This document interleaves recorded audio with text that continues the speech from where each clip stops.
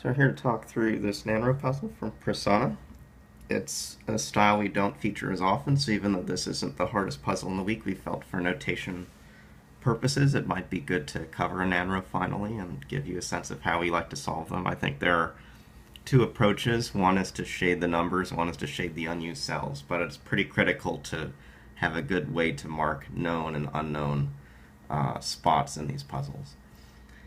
This one has an odd and even theme, and with a lot of similar numbers nearby, one of the key Nanro rules, which is that adjacent regions can't have the same number of used cells, allows us to shade several things as unusable. I'm a person who shades the unused cells, or unusable cells. So I'll go ahead and do that in some spots. This region, which is 4 to 4, can't use that spot. This region's a 4 over to these. So when we actually fill this in, we see that, this border, that border can't be used. And put in those numbers. Whenever I fill in 3 out of 4 in a 2x2 block, I'll shade the other cells, which is what I've just done up here. Those cells have to be forced to be usable. Here we get a 3 that's stranded and only has one way out, so it's certainly going to come down. This 3 now touches 2 regions that also contain 3s, so we can quickly shade off those cells. Now this has to still get out, so it has to come to the right, unshade that, and now we get to the first sort of marking you need to learn to make, which is for a cell you know is used but you don't know the size of, and I tend to circle the cell when that's the case, and that's somewhat useful, at least useful enough thing for me to do. With this 2 region, it can't come down to the next door 2 region, and it doesn't have a lot of space to grow, so to stay connected, you can see it comes straight up. The 2 over here could come down and go this way, but again, in this region, for it to connect, it's going to need to use all of these 4 cells plus that one. That's too many cells, so to stay connected, it comes to the left. And we get something like this. And sketching out the Nanro, I'll make a mark like this, which tells me that 1 but only 1, and that's because if you'd use both, it would be a 2x2 block. But one of these cells needs to be used for the whole thing to stay connected. So right now we have 2 cells in this region accounted for. The next place to maybe make progress, or a few options, we'll come back to this side, since we're thinking connectivity. This has to get connected, so it could use 3 cells, or it could use 4, but it's next to a region with 4. We get the fact that this has to be like that. Still, to stay connected, those 2 must be used.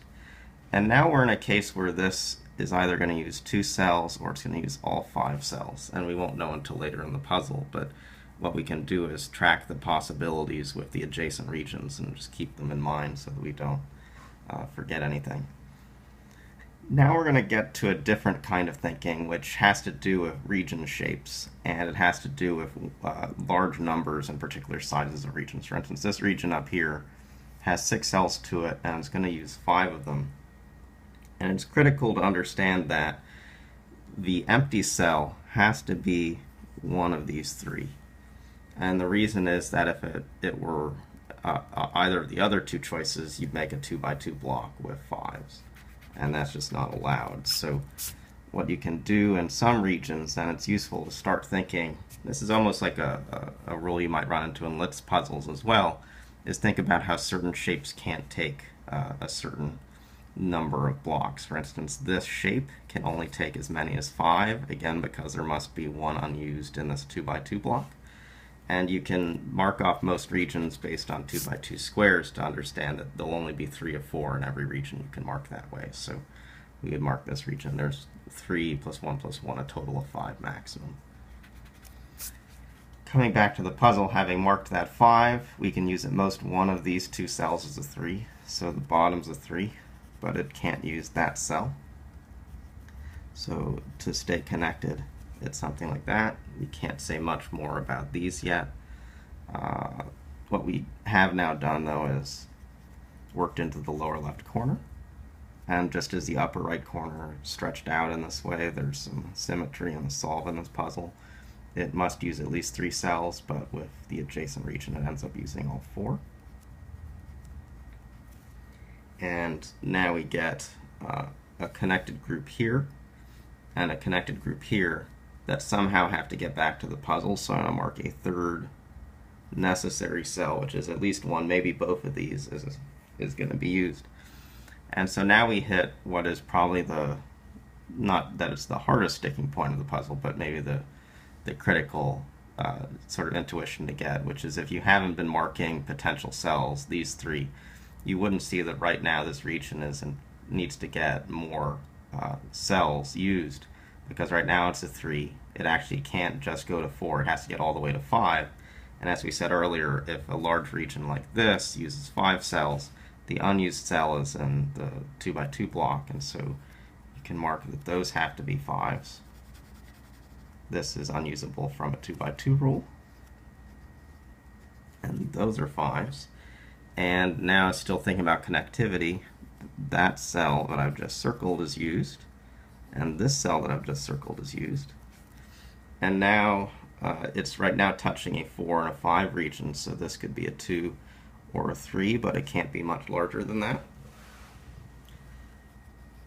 The 3 can come up 1, but not go there. And now the 3 can fill one of these cells. It can't fill both of them. But you can ask yourself, is it going to be the case that the cell right next to this is used? And if it were, remember this group now can't grow above 3, it has 2 used. If this is used, it becomes a 3 cell. So that's not going to happen. If this is used, it becomes a 3 cell, and the only region it can touch is another 3 region. And so this middle has to use 2 2s. And we had this question, what comes up with this region?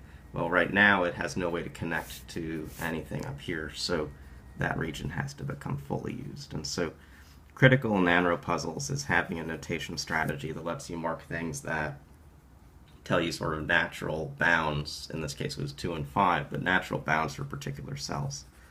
That will get you the constraints that really force the rest of the solve. This is all connectivity thinking. This being used as connectivity thinking. We need to get 3 into this region, so that's also from connectivity. And now we just have to deal with the end of the puzzle down here on the bottom. We have a few ways to think about this.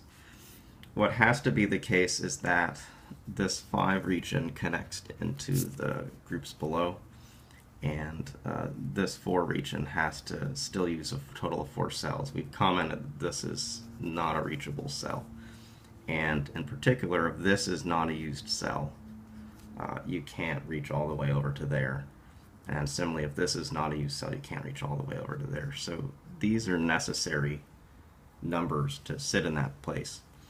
And the last deduction you're going to need to make is about a cell like this.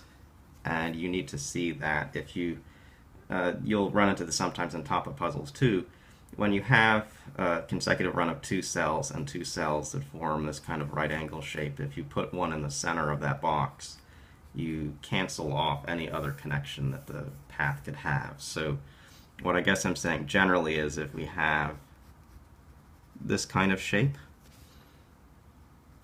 what always happens in a top of to get things connected is you shade around the edge and avoid the middle. And in this puzzle we have to not use that cell, and we do use the other 3. That's a general pattern you'll run into if you think about things enough. And right now this is 3 and doesn't want to grow to 4, and we managed to get through this Nanro. We don't feature the puzzle so often, but when we do feature it, we think it's a rather fun style, and this was a pretty fun puzzle from Prasanna, so I hope you enjoyed it and learned something from the walkthrough. Thanks.